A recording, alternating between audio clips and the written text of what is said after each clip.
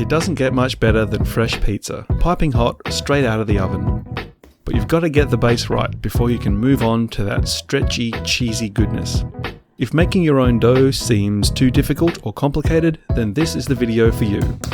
You could use some kind of pre-made base or a tortilla, but this is so much better and takes almost no skill or effort whatsoever. Let me show you just how easy it can be.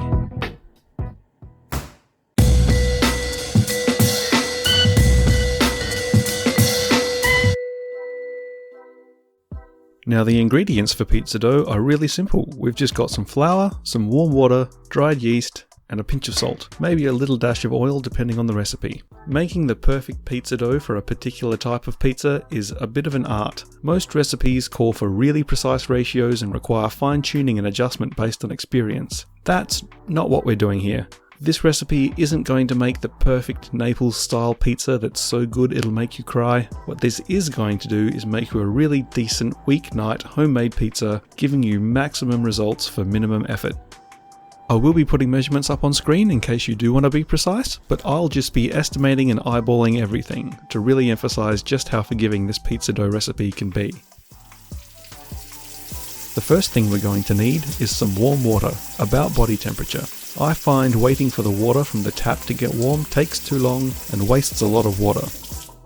What I do is make sure there's a decent amount of water in the kettle, flick it on, wait a second. As soon as that kettle starts to make noise, flick it off, give it a swirl, and put it back down. There we go, we've got instant warm water. Next up, we're going to grab a glass and add a little bit of sugar. How much sugar? Well, it doesn't really matter, that's kind of the point here. Just a little bit to give the yeast something to feed on when it rehydrates and comes back to life. Now we're going to grab the kettle and add a bit of that warm water. Just a small amount, enough to get the sugar dissolving. I'm just going to give this a bit of a swirl to start that process and give it a helping hand. The sugar doesn't need to be completely dissolved, as long as it's started, that should be fine. Then I'm just going to feel this water to check if it's the right temperature. It should be pleasantly warm, kind of like a nice warm bath. That should be just the right temperature to get the yeast rehydrating and fermenting. Next up is the dried yeast. How much are we going to add?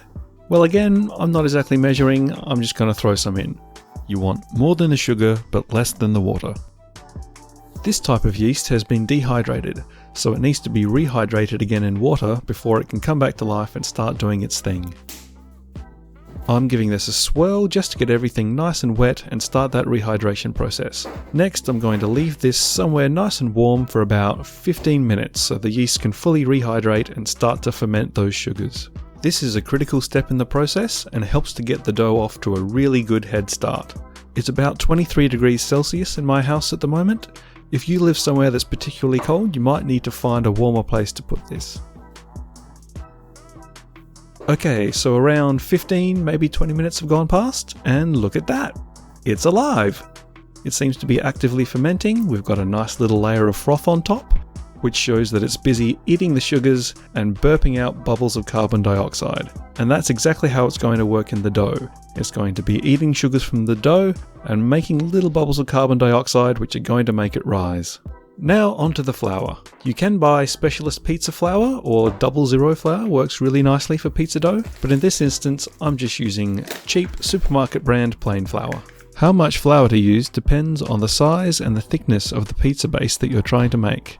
I'm looking at making a personal sized pizza with a relatively thick base, so I'm just going to pour an amount of flour into the bowl that looks like it would spread out to about that size. You can always add more flour and water if you don't think your final dough ball is going to be big enough. Or you could just be sensible and use the measurements and scale the recipe to meet your needs, but where's the fun in that? We're also going to add a pinch of salt. We're then going to add our yeast mixture and start to stir to combine it all together and start hydrating the flour. This mix alone won't have enough water to fully hydrate the dough, so we're going to have our kettle on standby, ready to add more warm water as we need it. And now I'm just going to grab a wooden spoon and start incorporating the dry ingredients into the wet ingredients. There's not really much technique at play here. I'm just using the wooden spoon to move the dough around and mash the wet dough in the center into the dry flour that's around the outside of the bowl, until everything starts coming together and pulling away from the sides. During mixing, you're probably going to want to scrape the spoon off from time to time. This helps to keep the mixture evenly hydrated, as often the bit that's stuck to the spoon is significantly wetter than the rest of the mix. As you can see, I'm starting to have a little bit of trouble getting that last bit of dry flour to amalgamate into the rest of the dough, even though I've scraped the wet flour off of the spoon. So I'm just going to grab the kettle and add a little bit more warm water. Whoops, I think that's actually a little bit too much, but that's okay, we'll see how it looks, and if we need to, we'll correct that by adding some more flour. So as you can see, that little bit of extra water has immediately incorporated the rest of the dry flour into the dough. But now as we mix it around, you can see that it's starting to stick to the sides of the bowl and it looks a bit wet and mushy. This is probably a bit too wet for our purposes. High hydration pizza dough can be really good, but it's a little bit hard to work with. So for this recipe, we're looking to get this a little bit drier so that it comes away from the sides of the bowl nice and easily.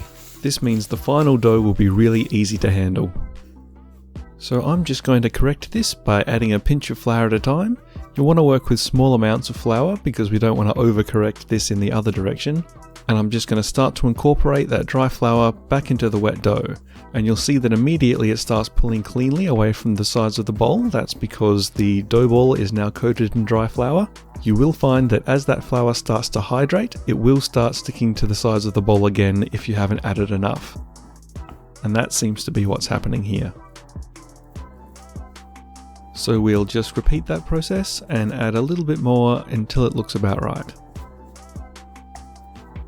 And as you can see, that's now all mixed in and it seems to be pulling away from the sides of the bowl nicely. And there you have it, all done. Pizza dough. So this dough is technically ready to go. Because we gave the yeast that little bit of time to eat some sugars and get some fermentation happening before we made the dough, that little head start means that if you pop this in the oven right now, you'd get a pretty okay result. You could use it straight away if you were in a rush, so stay tuned until the end of the video and I'll demonstrate exactly what that looks like and show you just how quickly you can go from raw ingredients to delicious pizza. But for best results, you're going to want to plan ahead so you can do this a little bit ahead of time so that it has some time to rest and rise. We don't want the dough ball to stick to the bowl too badly while it's rising, so I'm putting some olive oil in the bottom of the bowl, dropping the dough ball on top, and then drizzling a little bit of extra olive oil over that. To make sure all of the inside of the bowl and the dough ball are covered in oil, I like to give the dough ball a bit of a spin around in the bowl. I then flip it over and swirl it around again on the other side. This makes sure everything's nice and coated in oil and nothing's going to stick. I'm just covering that in some cling film, and again we're just going to leave that in a nice warm place to rest, ideally for an hour or two, or until it's roughly twice the size that it was. So it's been about an hour and a half, and as you can see, this looks like it's puffed up nicely. In addition to giving the dough time to rise, this resting step helps to allow the flour to fully hydrate, and the rising action helps with gluten development. You'll notice that the dough is now much smoother and easier to work with. Another optional step is to stretch the dough out a bit and squish the outside of the dough into the center. You can repeat this process a few times. This forms the dough into a nice taut ball, which makes it much easier to roll out. Also, if you're going to be giving the dough some extra rising time, this folding process helps to further develop the gluten. Speaking of extra rising time, I don't need this pizza dough straight away, so I'm going to give it another rest. This time in the fridge overnight. That'll give the rising action even more time to develop the gluten. This can make a significant improvement to the overall quality of the dough. You can let it rest in the fridge for several days, so this can also be a really convenient way of planning ahead and having pizza dough ready on hand when you need it. So this is my final dough. It's had a nice rest overnight in the fridge and it's ready to go. Give this a bit of time to come up to room temperature before you shape your dough.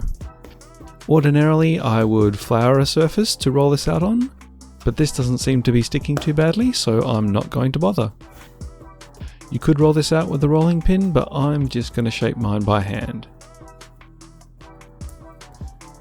Whoa, my cutting board's slipping around a bit. You can stop this happening by wetting a piece of kitchen towel and placing it underneath the board. That'll keep it nice and steady. Then top with your favourite toppings and put it in the oven. Oh, look at that. I'm pretty happy with that. We've got a nice puffy rise on the dough. Lovely golden brown. Bit of crunchy cheese around the edges. That's just about perfect. So let's have a closer look at that dough. We've got a really nice rise on it. It's quite airy on the inside. Seems quite nice and fluffy. It's crunchy on the outside. There's a bit of a chew to it. That is going to be a really satisfying pizza. But I did promise to show you just how quickly we can get this recipe together from start to finish in no time. So strap yourself in for a pizza speed run. Okay, sugar, warm water, swirl to dissolve. Add some yeast and swirl again. Go do something else for 15 minutes. Add some flour. Add a pinch of salt, throw in the yeast water. Mix it by hand because why dirty a spoon if we don't need to? Add water as necessary. When the dough starts to come cleanly away from the sides of the bowl, it's done. Use the dough ball to clean up any bits that are still stuck to the side. Then use the dough ball to clean off any bits that are still stuck to your fingers. And done.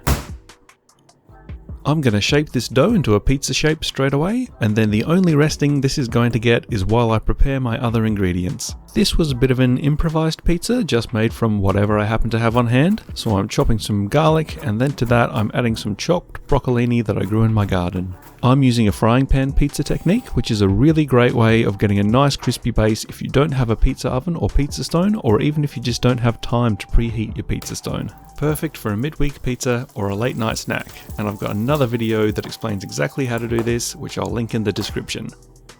Now on with some homemade pesto, and then the broccoli garlic mix, followed by some cheese.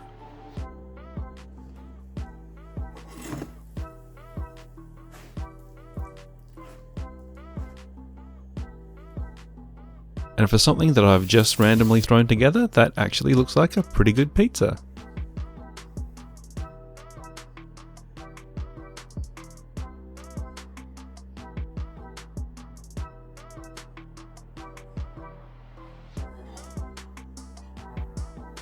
So you can see from the side view of the crust that we didn't get as much rise as we did last time. That's because we didn't give the dough that extra time to rise. It's still risen a little bit though, enough to give us a bit of an airy crust with a nice crunch on the outside. And for my money, that's better than any pre-made pizza base you're going to buy at a store. Especially considering it took almost no effort to put together and the ingredients cost next to nothing. And this has broccoli on it, so that makes it healthy, right? So if you've never made pizza dough before, I'd really encourage you to give this a try. But do feel free to measure the ingredients rather than estimating like I did. You will likely get a much better result. Also, if you can, do plan ahead so that it's got that extra rising time. It really does make a massive difference to the quality of the dough. If you found this video useful or enjoyable, please hit the like button and leave a comment. You might also want to hit the subscribe button and check out some of my other videos. That's all from me for now, so happy snacking.